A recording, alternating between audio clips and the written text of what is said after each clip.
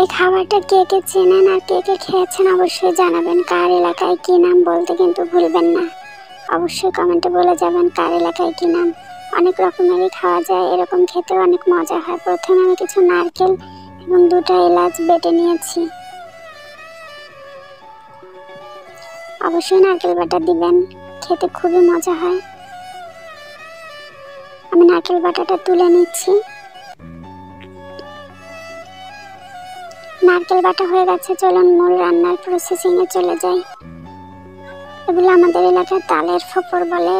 তাল, পাকা তাল খাওয়ার পরে বিচিগুলো রেখে দিলে এরকমের ভিতরে শ্বাস হয়, এগুলোকে তালের শ্বাসও বলা হয়। চলুন রান্না করে দেখাই। প্রথমে আমি 1/2 লিটার মতো দুধ নিয়েছি, গরুর দুধ। দিয়ে দিচ্ছি গরম মশলা। এলাচ যেহেতু বেটে দিচ্ছি তাই আমি শুধু তেজপাতাটাই দিলাম। আর দিয়ে দিচ্ছি পরিমাণ মতো চিনি মিষ্টির জন্য। এবার নেড়ে চেড়ে এই দুধটা ভালোভাবে বলক তুলে নেব। বেশিক্ষণ রান্না করতে হবে না, শুধু বলক তুলে নিলেই হবে।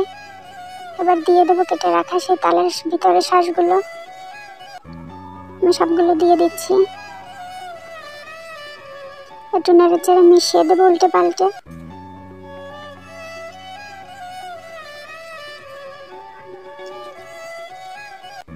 এবার একটা ঢাকনা দিয়ে মিডিয়াম লো আছে ফুটিয়ে নেব।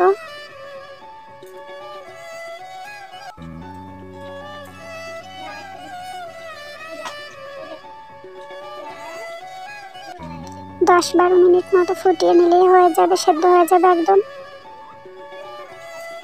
আমি একটু নেড়ে চেড়ে দেখে নিচ্ছি সেদ্ধ হলো কিনা।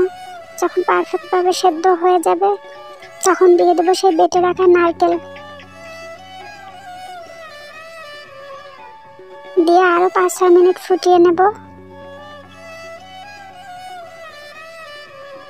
এই সময়টা এত সুন্দর একটা ফ্লেভার বের হয়। আমি আরো কিছুক্ষণ ফুটিয়ে নিয়েছি, প্রায় 5-6 মিনিটের মতো। রান্না একদম কমপ্লিট। এবার নামিয়ে এটা ঠান্ডা করে খেতে হয়। ঠান্ডা ঠান্ডা খেতে কি বেশি মজা লাগে। আমার কাছে তো খুব ভালো লাগে, এর যে মিষ্টি একটা ফ্লেভার খুবই ভালো লাগে।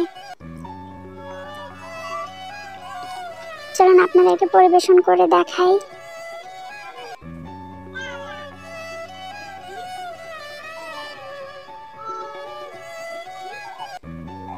খুবই মজার একটা খাবার। গ্রামের অঞ্চলের মানুষ খুব ভালো খেতে পছন্দ করে এটা, আর চিনবেন তারা।